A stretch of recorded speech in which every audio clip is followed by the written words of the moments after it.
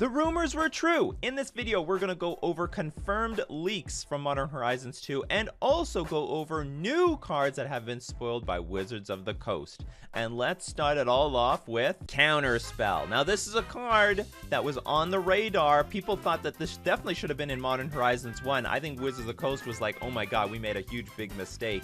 A lot of people were expecting this card. They have fixed their mistake and put Counterspell, a card so iconic to Magic the Gathering, has been around since Alpha and Beta. Been printed a million times, but at some point they stopped the printing in Standard and it could never get into Modern.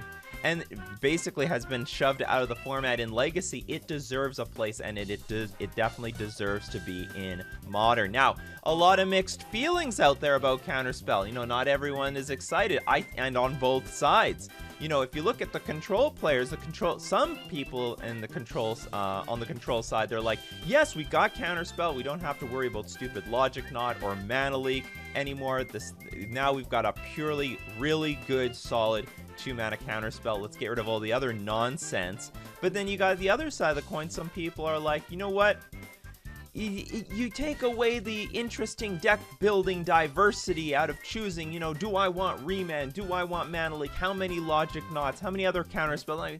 So there's actually a little bit of both on one side and the other. And then for the people who aren't even playing with Counterspell, they have very similar feelings. Like, oh my god, Counterspell, that is such a big upgrade. There used to be a bit of a game on how to play around those Counterspells, and now that game is gone. Certainly with Mana Leak heavily getting pushed out of the format now, a burn player cannot wait until turn 4 to play their Lightning Bolt to play, you know, hold up 3 mana. Same thing with the Titan decks, the Tron decks. If you've got a lot of mana available, it doesn't matter. You know, Scape Shift now, you want to play Scape Shift? Well, now hard Counterspell will deal with it no matter how many lands you have in play. Not to mention Mana Leak in the late game was just a dead draw. I mean, it's like drawing a land on turn 12, whereas if you've got Counterspell, you draw that in the late game, especially on a board of parity. Counterspell will always be live in the late game to counter whatever the hell your opponent's going to play. Smash like for Counterspell, and also let me know what art of Counterspell are you going to be playing in Modern. Personally, I'm going to be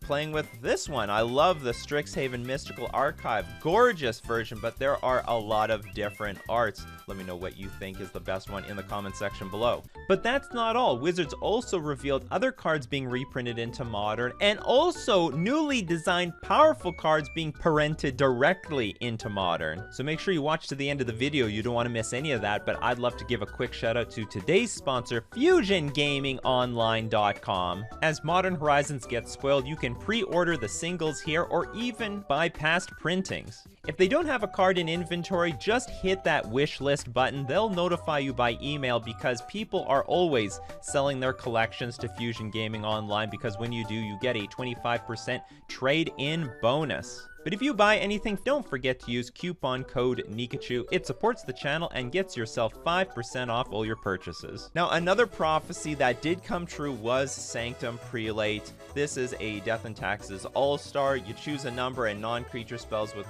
the mana value equal to the chosen number can't be cast. Will Death and Taxes be able to find a spot in their 75er for this card? It'd be interesting to see, but this is definitely another card that was prophesized, that was leaked, and is now confirmed to be true. You look at the flavor text, this area is off limits to you. We're talking to you, Prowess. Now let's go over some new cards that are being printed directly into Modern, starting with Diamond Lion. Not Lion's Eye Diamond, we got Diamond Lion.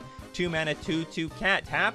Discard your hand, sacrifice Diamond Lion, add 3 mana of any one color, activate only as an instant.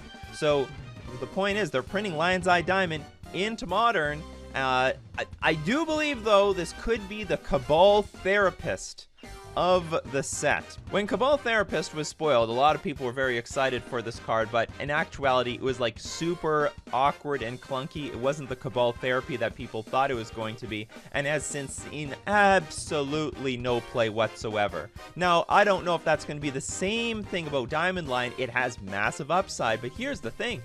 You gotta play this creature. You gotta spend mana on it. You have to wait to the next turn to activate it. So you gotta hope it doesn't die. In Modern, with a ton of removal, what are the odds of that happening? And it's high risk, high reward. If you're playing cards like Echo of Eons, which has yet to be broken in Modern, And you don't have any way of getting this thing into the graveyard. It is a huge liability. It is 6 mana clunky nonsense spell in your hand. And so if you put a lot of cards in your deck that is trying to synergize with Diamond Line, trying to go to the graveyard to get value, I mean, that value might just completely backfire. The ability is super powerful, can have massive explosive synergy in the right build if you can pull it off. So let's not take our eyes off Diamond Lion. Next, we got Brainstone. Now, Brainstone is basically, they've printed Brainstorm in Modern, in artifact form.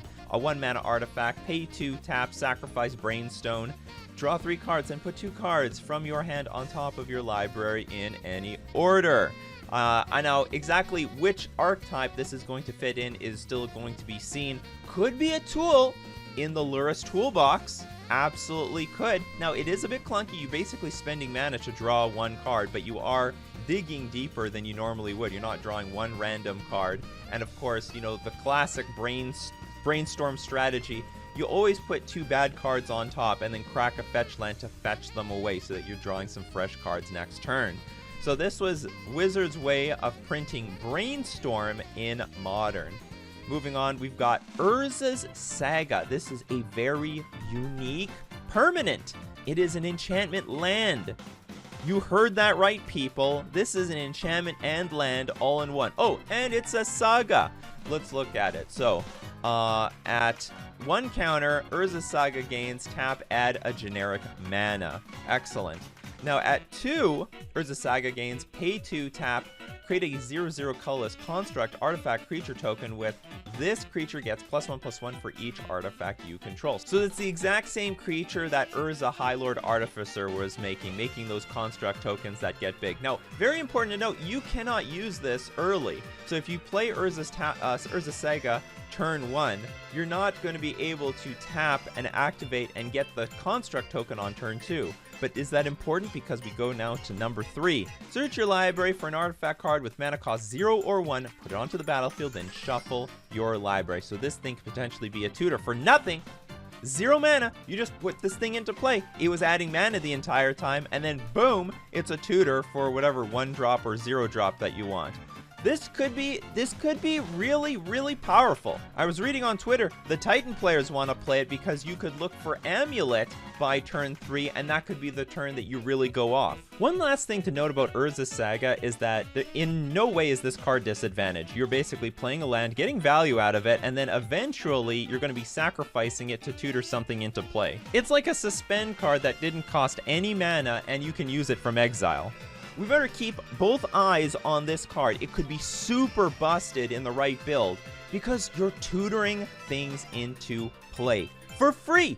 You're not even paying any mana for this thing. In fact, this thing gives you mana. You're tapping this thing for mana every single turn, and you get to tutor things into play for nothing. That's like going to the grocery store to get groceries. They give you the groceries for free, and they pay you for it. In what world does that happen? And the last piece of news to be spoiled for Modern Horizons 2 are the enemy Fetchlands. Not only are they coming back, they're coming back with the old border. So if you're hoping to get your Scalding Tarns, Arid Mesas, Verdant Catacombs, these cards are going to look gorgeous in the old frame.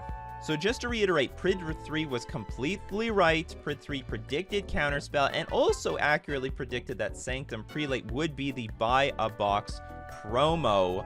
That's why we see this thing in promo form here. So it is very likely that we're going to be seeing Shardless Agent coming to Modern and Solitary Confinement. Now, there has been some production delays, and therefore the release of Modern Horizons 2 is going to be pushed a week, and spoilers will resume on May 24th. Well, that's our video for today. Don't forget to smash the like button for Modern Horizons 2. I'm super hyped for this set. Which of these new cards you're most excited for? Let me know which one and what deck you're putting it in the comments section below. And don't forget to subscribe for more updates on Modern Horizons 2, or Wizards won't print you any cards.